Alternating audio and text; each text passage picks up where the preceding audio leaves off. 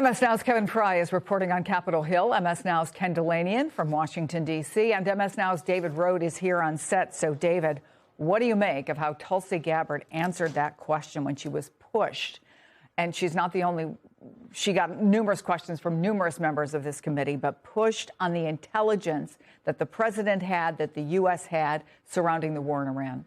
She evaded the answers. And look, these are difficult hearings, again, for officials. They're supposed to be apolitical, but what you see with these Trump appointees, and particularly Gabbard, is that they were repeatedly saying, I'll talk to you about that in a private session, or just simply not answering the question. There was one of the military officials was asked, will air power alone achieve, what the Trump administration wants in Iran? And he kind of dodged the question and didn't want to talk about it. John Ratcliffe, the CIA director, was asked, do you trust Vladimir Putin? This is about this issue of Russia providing intelligence to Iran. President Trump spoke with Vladimir Putin, and Putin said, oh, no, we're not doing that. And so it's extraordinary. He was honest and said, I do not trust Vladimir Putin, Ratcliffe did. But again, he said, let's talk about this in private session. The president is saying and making claims that are objectively false, and it puts all of these military and intelligence officials in very awkward positions. Awkward is definitely the word for it. Ken, the intelligence community also released its annual threat assessment, and it coincided with the hearing. Senator Warner accused Gabbard of omitting a section from her opening statement. Let me play that. I guess what I'm concerned about, one thing is, even in your printed testimony today on page 6, and your last paragraph on page 6, as a result of Operation Midnight Hammer, Iran's nuclear enrichment program was obliterated. There's been no efforts to try to rebuild their enrichment capability. You omitted that paragraph from your oral opening. Was that because the president had said there was an imminent threat 2 weeks? No, sir. I recognize that the time was running long, and I skipped through some of the portions. So you chose to take my oral delivered remarks. You chose to omit the parts that contradict the president. So, Ken, talk a little bit more, please, about that actual assessment compared to what she actually chose to say.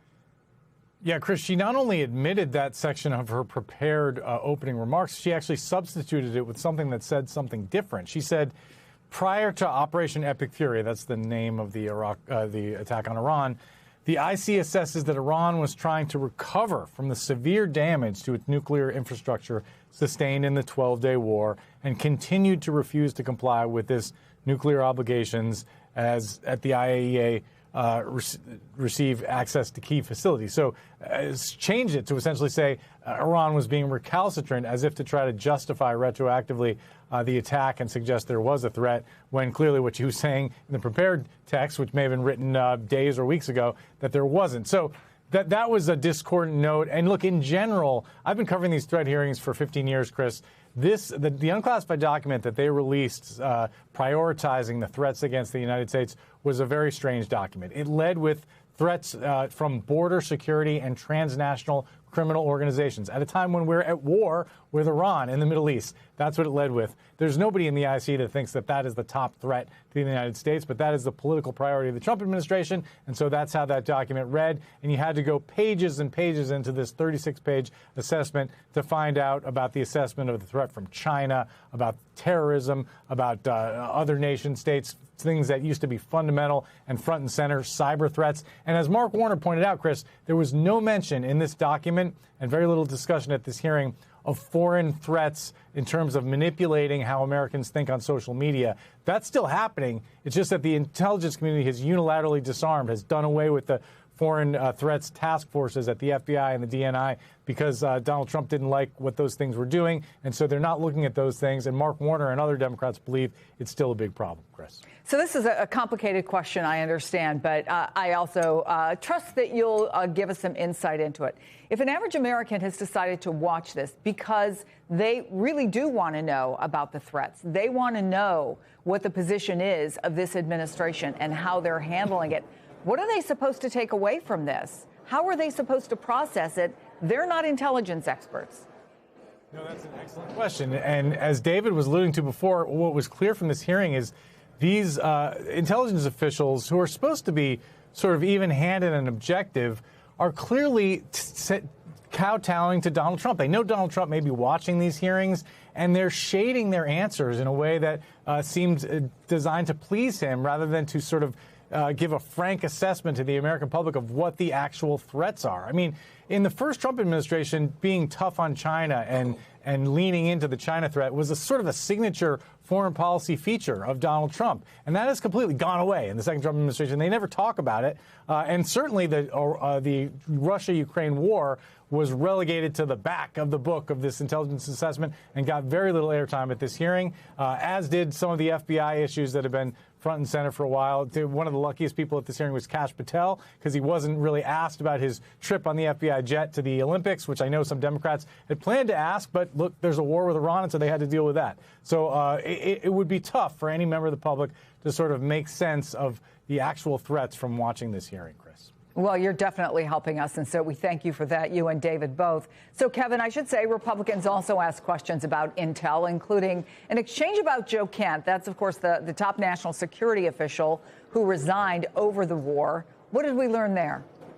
Right, and of course, we have to remember that just yesterday was when he had made that rather dramatic announcement, which kind of changed the dynamics of these hearings somewhat, suggesting that he could no longer serve in the Trump administration. Keep in mind, he was part of the MAGA movement. He was backed by Trump. He supported Trump. He ran for Congress with Trump's backing.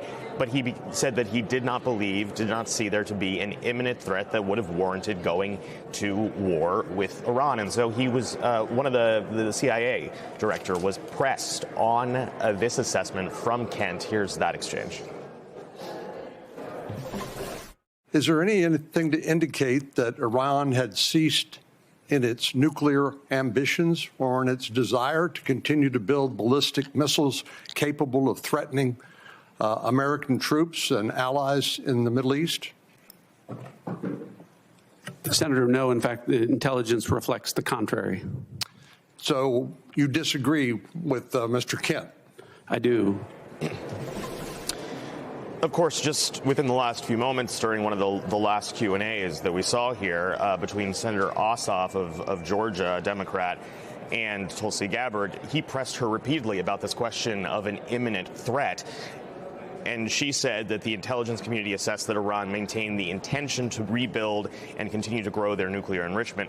When he pressed yet again as to whether that warranted an imminent threat, she replied that the only person who can determine what is and is not an imminent threat is the president. The other thing to kind of keep in mind here, of course, that's hovering over all of this is that Gabbard herself has been warning since her own 2020 election bid about the U.S. going to war with Iran, how that would be a terrible thing. We have seen her, some of our reporting from my colleague Julia Jester, suggesting she's been somewhat sidelined as part of the intelligence operation with regards to the White House as the Iran war has picked up.